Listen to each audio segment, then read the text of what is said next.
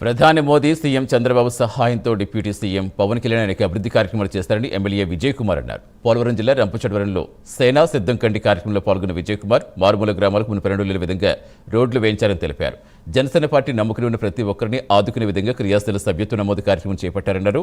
గతంలో ఈ సభ్యత్వాలు 10ల సంఖ్యలో ఉండేవని, పార్టీ అధికారంలోకి వచ్చాక పవన్ కళ్యాణ్ పనితీరు నచ్చి లక్షల్లో సభ్యత్వాలు నమోదవుతున్నాయని తెలిపారు.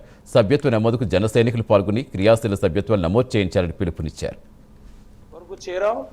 మా సభ్యత్వాలు కార్యక్రమాన్ని నిన్న 26వ తారీఖు నుంచి 2 రాష్ట్రాల్లో కూడా మొదలు పెట్టడం జరిగింది.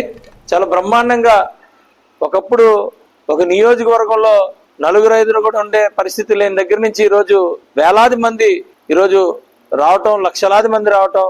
21 శాసనసభ్యులు మేము, 2 పార్లమెంట్కి, 21 శాసనసభ్యులు, అలాగే 2 శాసన మండలి సభ్యులు కూడా వరకు చేరాం. ఇంకా పార్టీ కొత్తది, పార్టీని దినదిన అభివృద్ధి చెందేటట్టు చేస్తున్నాం. ముఖ్యంగా ప్రధానంగా ప్రజల కోసమే ఎక్కువ సమయం కేటాయించడంలో పార్టీని కూడా మరి డెవలప్ చేసుకుంటూ ముందుకెళ్తా ఉన్నాం. ఇది మరింత బలోపేతం చేయడం కోసం ఈరోజు సభ్యత్వాల్లో కూడా 3 కేటగిరీలు పెట్టడం జరిగింది.